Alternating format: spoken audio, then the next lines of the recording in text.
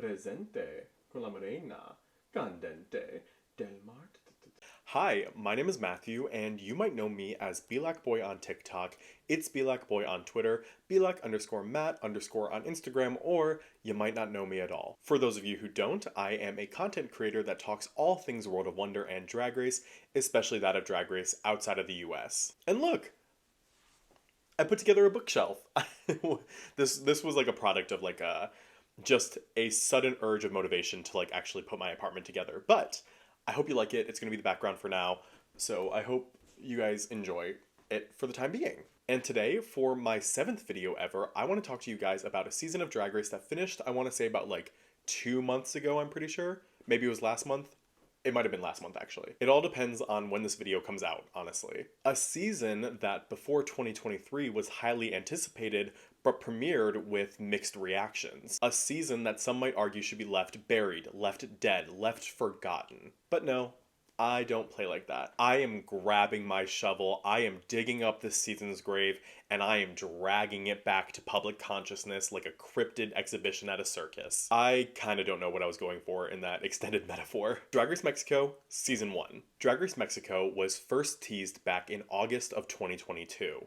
When World of Wonder posted a mysterious casting call on their social media platforms, calling for Mexican drag artists. I've talked about these posts on my channel before. You might remember them from my Svadia video, or you might have seen them when you were on World of Wonder's Instagram back in August of 2022. The point is, though, when these first dropped, nobody knew exactly what they were because they didn't specifically say Drag Race Mexico. So some fans were left to wonder if it might have been another sort of franchise or TV show that World of Wonder was planning on opening. But eventually, the fans' suspicions were confirmed when the franchise was finally confirmed to be Drag Race Mexico in December of 2022. And this was alongside Drag Race Germany and Drag Race Brazil. But these announcements came with much acclaim and excitement, and that anticipation only grew the closer we got to the premiere. The cast reveal was one of the most successful in Drag Race history, harboring some of the most traction we have ever seen in a Meet the Queens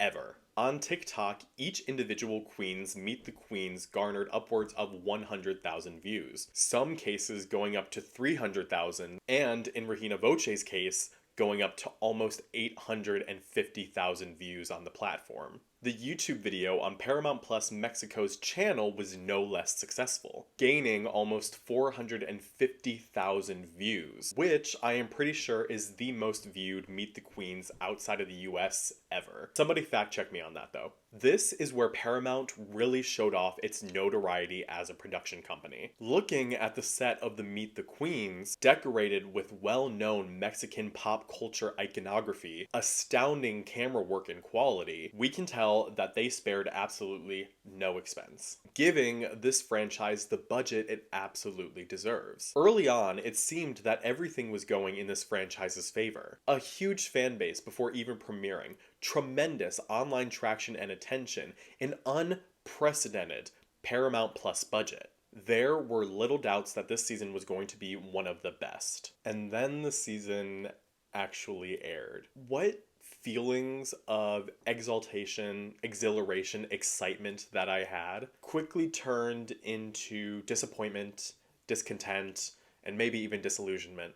Thank you, Thesaurus.com. While watching Drag Race Mexico 1 as it aired, I felt frustration because of a multitude of reasons that just absolutely hampered the experience of the show. And I am going to share those experiences with you today because I feel like it. For the sake of brevity, I have narrowed down those reasons to 2 key factors. But before I get into those, I do have my little disclaimer. I am going to say this for any season of Drag Race I might negatively review. The criticisms I have are specifically directed to the show as it is judged and or produced. Nothing I say has to do with the drag artist or their talents, but rather how the show chooses to present or produce those talents for the sake of storylines, for the sake of dramatic moments, what have you. And though I will be bringing up certain queens and what they gave on the show, I am simply using them as examples to highlight my points in relation to the production where necessary. Does that make sense? Get it? Got it? Good. So, the 2 points for me that really hindered the experience of watching Drag Race Mexico Season 1 were the following. 1. Unfulfilled storylines. And 2. Our good old pal, say it with me now, favoritism. Let's tackle the easy one of favoritism first because it is probably the singular criticism that most fans of this season had. And most of that favoritism revolves around one contestant in particular, Cristian Peralta, the winner. Cristian Peralta is a drag artist that is based in Guadalajara, having been doing drags for, I believe, 3 years before the filming of Drag Race Mexico Season 1. However, even with 3 years of experience in drag, she is no stranger to the world of entertainment, having worked for almost 15 years as a comedian, a singer, and a celebrity impersonator. So she came into the premiere of Drag Race Mexico with a pretty stacked resume, and the judges quickly took notice of her talents. In the very first episode, the judges sung their praises of her reveal on the runway challenge and awarded her the very first maxi challenge win, which was fine. Personally, I wouldn't have given her the win. I would have given it to Matraka or Lady Caro because their runways just intrigued me more, but I do see why the judges gave it to Christian because her reveal was very well executed. But then, for me personally, I start to see the reality of the favoritism in the second episode when Cristian Peralta finds herself in the top again for the quinceañera design challenge. In the top, in this look. It's not a bad look, don't get me wrong, but when I look at this look, I'm reminded of Luxe Noir London.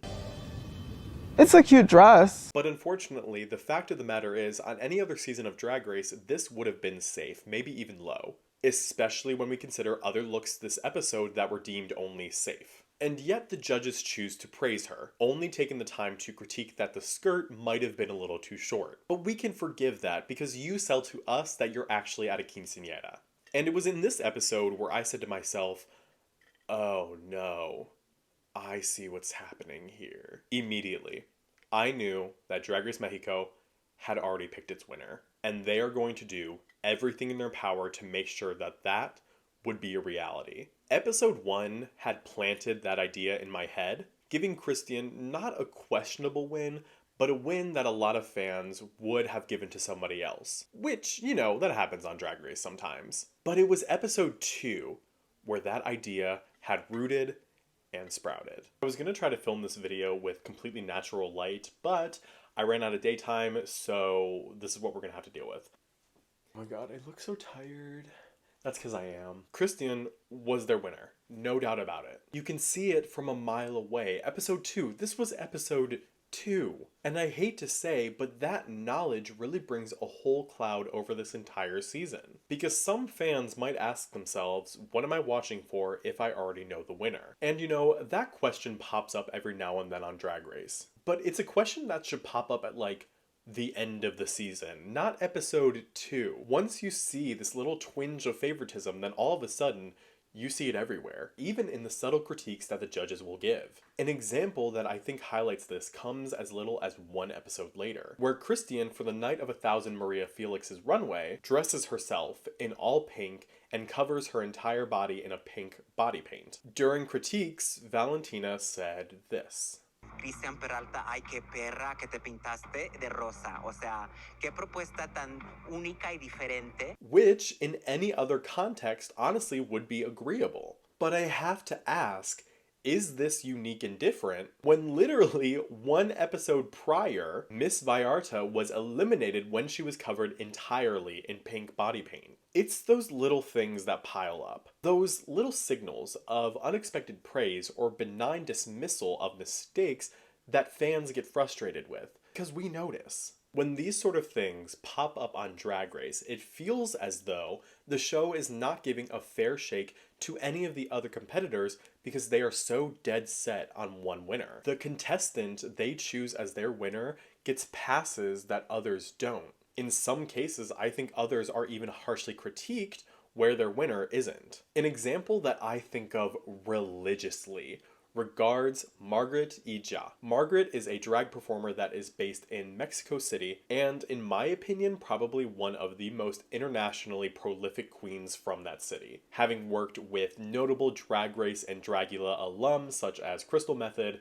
Denali, Vander Von Odd, etc. She's well known for her animated drag style and her amazing makeup skills. She ended up competing on the first season of Drag Race Mexico, where she placed 6th overall and is, in my opinion, one of the most disserviced queens from that season. Per esempio, on episode 3, she received the infamous, the ghastly, the abhorrent makeup critique. Dun dun dun! Yeah, real fans of Drag Race know exactly what I'm talking about. During deliberations, Lolita had this to say about Margaret's makeup.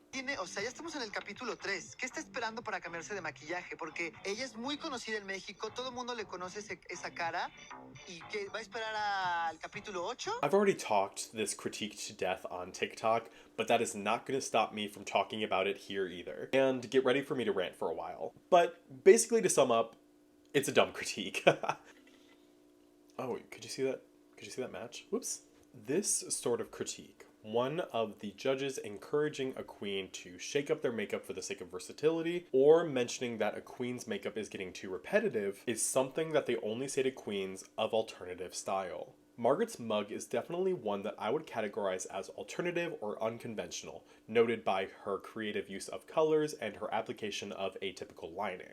It is definitely a mug that is divorced from the classical understanding of what makeup can or should do. And it's different almost every time you see it. Each Margaret Y Ya mug is unique, but still has that signature Margaret aesthetic to it. You can see that uniquity on almost every single runway that Margaret walked on Drag Race Mexico Season 1. So it's just confusing to me when Lolita chose to critique Margaret on not shaking up her makeup, and when it was only episode 3 no less. Just to help illustrate my point, here are the 3 looks that Margaret Y Ya showcased on the first 3 episodes of Drag Race Mexico, so you guys can get a closer look at them. Yes, all 3 of these mugs are recognizably a Margaret Y Ya mug, and they are admittedly anime inspired, as you can tell. Pay particular attention to the differences in how she paints her eyebrows and how she paints her nose. It seemed rather that Lolita looked at all 3 of these looks and only saw one word, anime, instead of looking at the nuances between each, choosing to generalize it into one single and, in my opinion, unjustified critique. But either way, unjustified or not, Margaret was willing to listen, because as little as 1 episode later, Margaret walked down the runway in this look. Obviously, one of the best runways of the season, but look closely at her makeup. It is definitely more adherent to a glamorous, classical style of drag makeup, and it's probably the versatility that the judges were looking for. And she continued to show this in other places throughout the season. So enlighten me as to why in episode 7, the episode Margaret got eliminated, Oscar Madrazo told Margaret, Por otro lado, Margaret Y Ya me quedó claro que nunca nos vas a dar otro maquillaje, que ahí te quedaste. It's just so frustrating. But anyways, all of that to say, I don't think they would have given Cristian this kind of critique. Cristian is a queen who prefers a more classical style of drag makeup, a feminine look with a more traditional adherence to contouring, how to style one's eyes, etc., etc. And she is amazing at it. She looks so stunning and so beautiful in this classical style of drag makeup. But not only that, she was able to show us throughout the season that she can give us diverse styles of makeup to show her versatility as a drag performer. But not by episode 3 she didn't, exactly when Margaret got this makeup critique. Even in Cristian's Maria Felix runway, yes, she painted her whole body pink, but the particular details in her mug look virtually the same to her first 2 runways. I am not saying this in a way to try to discredit Cristian's drag style, or any other drag artist who might adhere to a more glamorous classical look, because I think she's a beautiful queen with an amazing talent for makeup. But I am saying this in a way, if the judges choose to use this critique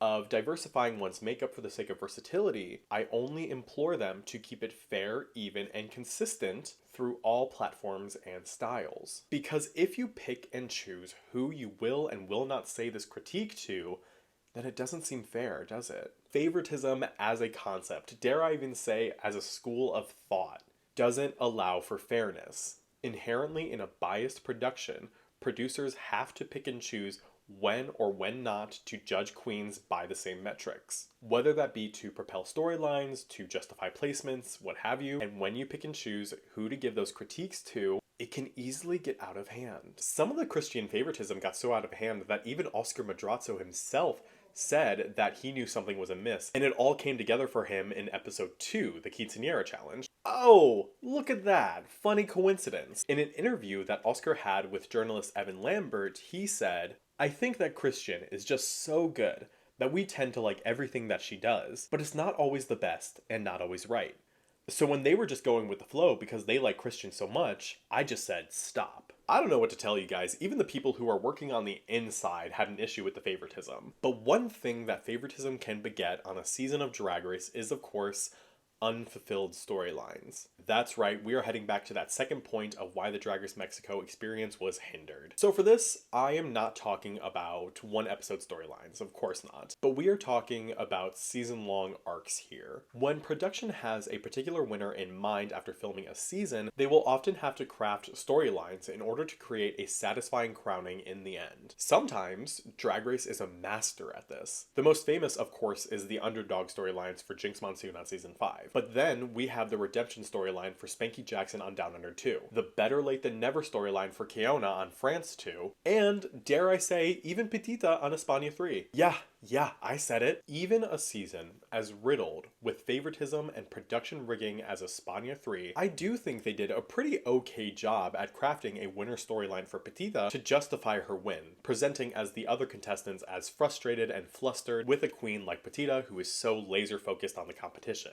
With Mexico 1, I didn't get a good storyline, but rather traces of storylines that seemingly go nowhere. The one in particular that pops up in my head is from early on in the season, when it seemed that production was trying to craft a Regina versus Christian storyline. If you rewatch the first few episodes, it seems that at one point this might have been production's intention. Las otras saben que vamos a pelear Cristian y yo con uñas y dientes de aquí a que termine esto. Oftentimes, the two artists butted heads with each other. So often, in fact, that it seemed early on that they were going to be the top two of the season. But as Christian started gathering more and more wins, it seemed more and more that Regina was getting pushed to the wayside, completely abandoned, forgotten by production. But when you leave such a contestant on the side of the road, a contestant who early on was seemingly one half of this big storyline, well, now we have threads of a storyline from the early episodes where we have to wonder what the point of including them at all was. But when watching this season, unfortunately that seemed to be a running trend for all of the contestants. Pushed to the wayside so that Christian can be propelled to the center of the audience's attention. And that becomes really frustrating to watch as a viewer, especially when we see that it's something that starts from episode 2. And when you see it from episode 2, in a 12-episode season, well, you might imagine you can get really fatigued from that. My point is here, I guess, that there were no juicy storylines or even fulfilled storylines that made this season an exciting watch. No nail-biting moments, no anticipation, because the season was so apparently tweaked in Christian's favor that it just felt like Christian and company. And I think that does a disservice to Christian more than anyone, because I think she is so talented. We see her talent in how she walks down the runway. We see her talent in her snatch game. And we see her talent in her ability to lip sync. She is a vision, and probably could have taken this season on her own. But the production rigging, the producers refusing to craft any other storylines, all of this culminates in the eyes of the fans, and I think it will probably taint Christian's win for a long time.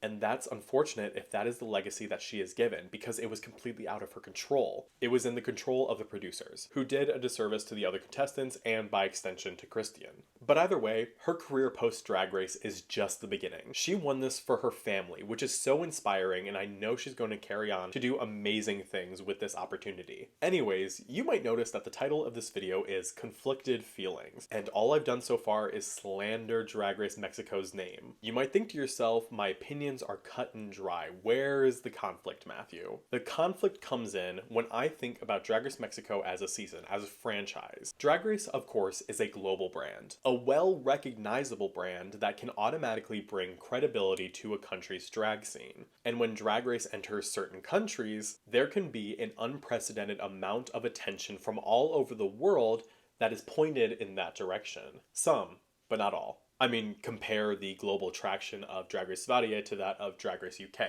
for example. But I think Drag Race Mexico, when it first got introduced, definitely fell into the latter category. The franchise was going to garner a global audience. You can tell immediately from the first trailer that they dropped. I was still living in my college town when the Drag Race Mexico cast dropped, and I remember my friends who were committed to only watching the English-speaking drag races. I remember them saying that they would tune in to the first season of Drag Race Mexico. And that is so warranted because Mexican artistry is so spectacular, especially that of Mexico's drag scene. Often, Mexican drag artists craft their style to be intertwined with their cultural history and by pop culture around them, creating a unique vibrancy that feels dynamic, authentic, inspired. We see this in Drag Race Mexico Season 1. Just take a look at some of the unforgettable runway looks that we saw. We see a healthy mix of art, sexual freedom, cultural identity, queer expression that to me is awe-inspiring. So it's wonderful to see that this franchise and these contestants were going to get a global platform to showcase their diverse talents in, to gain visibility, to show their own stories as people, because they truly deserve it, every single one of them. And I genuinely think that they all successfully show it off well. And that's why I'm so conflicted, because for a franchise that was so anticipated, so asked for, so needed as this one, it's disheartening to see a product that is no more than okay, especially if we take into consideration the context by which drag has in Mexican pop culture, specifically in Mexican drag reality competition pop culture. That's right, you didn't think I was going to make this whole video about Drag Race Mexico without talking about La Más Draga, now did you? How naive you are. La Más Draga is a Mexican drag reality competition show that is entirely filmed and posted on YouTube. On May 8th, 2018, the first episode of LMD dropped on YouTube to everyone's surprise, completely out of nowhere. And it was amateur, to say the least. Remember how RuPaul's Drag Race was on its first season? No, actually, I take that back. Remember how Dragula was on its first season? That's what La Más Draga was in its first season. It came from humble beginnings, sure, but even at that time, it was the biggest drag reality competition show that Mexico had. When I was talking to Toxina, a drag queen and a friend of mine that lives in Mexico City, please give her a follow on all of her socials, she framed LMD's genesis as coming from a lack of drag race in Mexico. One of the things I pulled from our talk was when she said, if we don't get it, we'll do it ourselves. So keep that in mind while we're talking about LMD. The show was a drag reality competition created by Mexican people for Mexican people, and it quickly gained notoriety in Mexico's queer scene. Even from its humbled beginnings, it garnered a fan base that allowed it to show an unprecedented growth between seasons. And now, LMD is a pop culture juggernaut that is one of the main talking points for LGBTQ+ people in Mexico. And rightfully so. I haven't watched La Más Draga past season 2. But I promise you that the diversity and the talent of its cast is insane. I can tell even from an outsider perspective. They've casted kings, queens, trans women, drag duos, every type of drag performer under the sun in an effort to celebrate all forms of drag. So, what does this have to do with Drag Race Mexico 1? Well, in my opinion, because of LMD, Drag Race Mexico came too little too late. With LMD, as potent and relevant as it is, Mexico now has a competitive market for reality drag-based competition shows. A competitive market that Drag Race is not used to participating in when entering or being produced in a new country. When Drag Race gets mobilized in a new country, they usually easily capitalize on all drag content in said country. There are some competitors, sure, but none of them have ever been able to go toe-to-toe with a brand as large and recognizable and powerful as Drag Race. But when it comes to Mexico, for the first time ever, Drag Race isn't the standard. World of Wonder isn't used to having a competitor on the scale that La Más Draga is. I said that wrong somehow, but I'm not gonna go fix it. Do I think that that came from a lack of urgency? Or maybe even overconfidence? Maybe. In my opinion, Drag Race Mexico should have been one of the first international franchises that World of Wonder produced. When WoW was first digging its heels in the international market back in 2019/2020, there were two primary franchises that I remember fans were itching for, begging for even. The first, of course, is Drag Race Brazil. And the second, obviously, Drag Race Mexico. I want to emphasize that I personally have been hearing fans call for Drag Race Mexico for at least 4 years now. It has been a long time that we have been lobbying for a franchise to get produced in that country. And I'm not saying that in a way that I am ungrateful that we got it when we did, or that I'm bitter that we didn't get it when we first called for it. I'm saying that in a way that when World of Wonder was taking their sweet old time to get Drag Race Mexico licensed and produced, they seemed to forget about a little old web series known as Más Draga. Maybe not that they forgot it,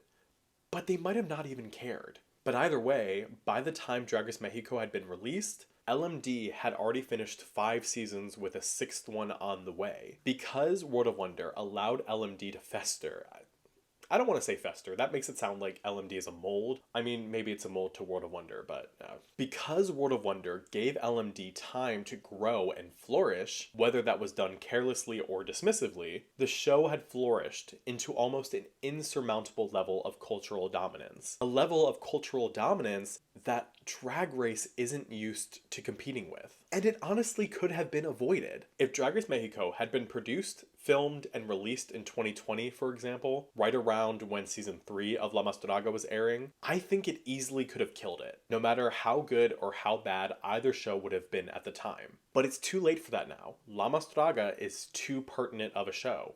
It set the tone, a tone that Drag Race is used to setting itself. Mexico 1 had to be almost perfect. Probably one of the best seasons of Drag Race ever in order to really compete with LMD. Those were the stakes, and it just wasn't. If Drag Race Mexico really wants to survive, it needs to do better. It needs to pay particular attention to storylines. It needs to be more consistent and fair in how they judge its competitors. It needs to be almost perfect.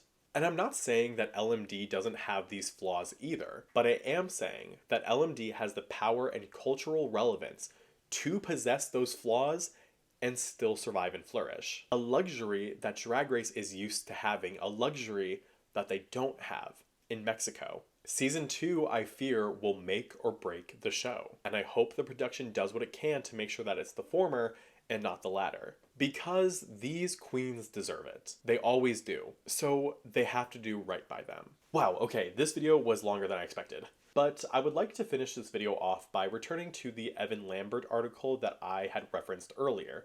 Remember the Oscar Madrazo quote? The article is entitled A Gringo's Guide to Drag Race Mexico. In this article, Lambert summed it up in a really nice way that I want to share it with you all. Of course, he writes, no reality show is going to please all of its fans. And Drag Race Mexico didn't commit any terrible sins during its first season. If anything, its controversiality was a result of Drag Race fatigue and wised up fans who've become all too adept at sniffing out rigor mortis. I think Drag Race Mexico is a victim of its own production's comfort. Too comfortable thinking that fans would forgive production favoritism. Too comfortable thinking that they wouldn't even notice it. Too comfortable thinking that they could go up against one of, if not the biggest digital drag reality competition show in the world. And it's so unfortunate to say that. Like with any season of Drag Race that flops, I hope the best for the upcoming seasons. That they are able to look at their mistakes from the past and figure out ways to improve in the future. Because Drag Race Mexico can be big, if only they play their cards right. But we'll see next summer when season 2 comes out, the season that is going to make or break this franchise. But of course, I don't want to end on that note. I want to end on a note of appreciation and say thank you to all of the queens that competed on Drag Race Mexico season 1. The queens that made sure this season was possible. I can tell them all firsthand that their art is loved and appreciated all throughout the world. We value you for coming onto this show, this global stage, and sharing your stories and artistic expressions to us, the greedy Drag Race fans. Because sometimes we don't deserve it. By the way, Matraca, Margaret, if I don't see you guys on España versus the world or Mexico versus the world, I got something to say. But, as always, remember, I am just a gay person talking on the internet.